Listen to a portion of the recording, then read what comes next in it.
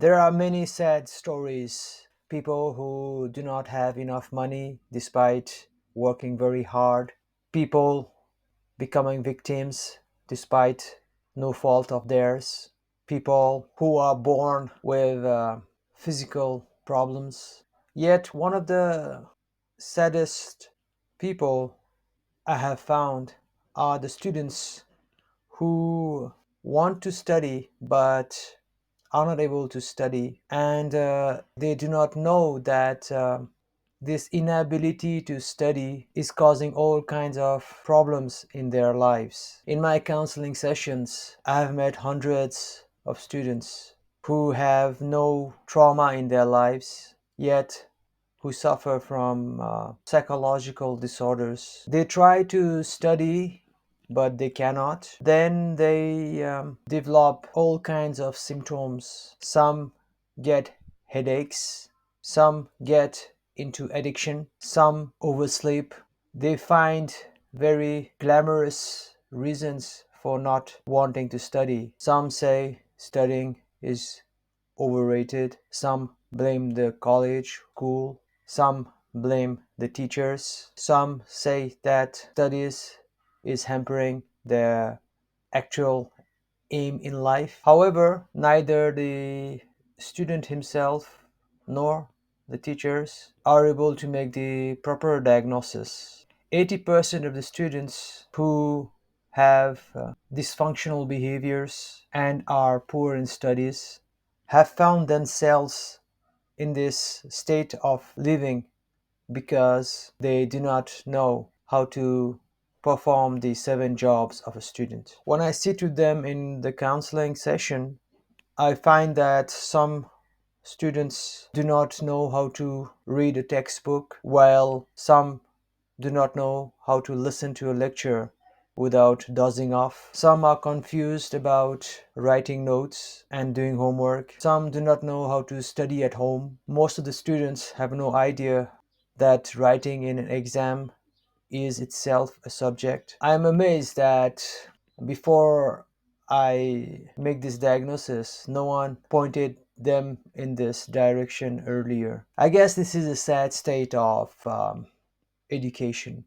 All the people who are responsible to make the policies and systems for education are those who are very good at it. Basically, they are the ones who won the genetic lottery in terms of studies. They are just wired to study. However, the 90% of population are not genetically endowed like them. The 7 jobs of the student doesn't come naturally to them, and so you have to teach them. The final job of the student is self-evaluation. First, he must go back and check his answer paper. It's not enough to say that I scored well or I scored badly. What I did with my son was to prepare an Excel sheet for a certain subject. In the first column, I placed possible reasons to get low marks. The first one is carelessness. The second one is I didn't understand the question. The third one is I did not know the answer at all. The fourth one is I was not clear about the concept and I wrote the wrong answer.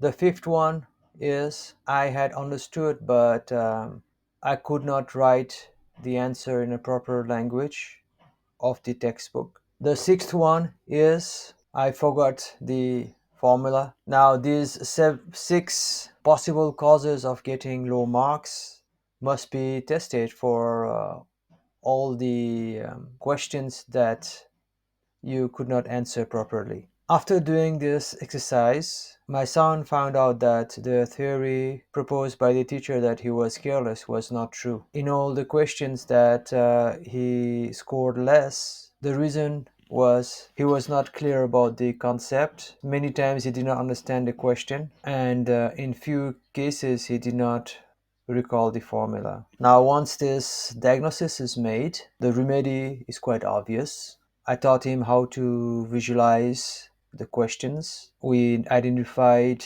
which concept he was unclear about and identified them in the textbook. Then, using the four brain learning approach, I helped him understand the concept properly. As for the formula, I gave him ways to memorize them better. In this way, he was able to, if self-evaluate his own exam paper, then it becomes a habit for him. This seventh job will help him in the other remaining six jobs because now he knows where his weakness lies. Another important technique of self evaluation is to get hold of the answer sheet of one of the toppers in your class. Learn the way he is presenting his answers and the way he wrote the answers. That is the content. Compare it to yours. Learn from the best. Also, as a student, you have to self evaluate yourself with respect to the other five jobs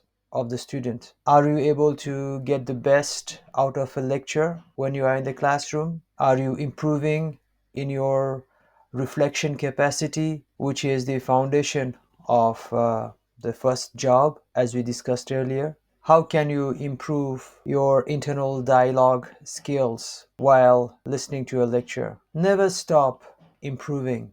In the last exams, did your notes serve you well? Were they too long or too short? How should you write your notes next time so that they will come in handy during the exam preparation? Is it easier if you use diagrams? Could you add more acronyms to remember the data and information? Never stop improving. This semester or year, did you do the homework satisfactorily so that your skill brains quadrant increase in capacity? Were you able to write faster and solve the mathematical numerical problems faster? Have you begun to enjoy the subject? Never stop improving. Did your routine work effectively this time? What should you add or remove in your routine so that the next year or semester will be more productive? Never stop improving. Now that you know how to make a diagnosis of your exam paper, self-evaluate your behavior during the exam. Were you nervous? Were you able to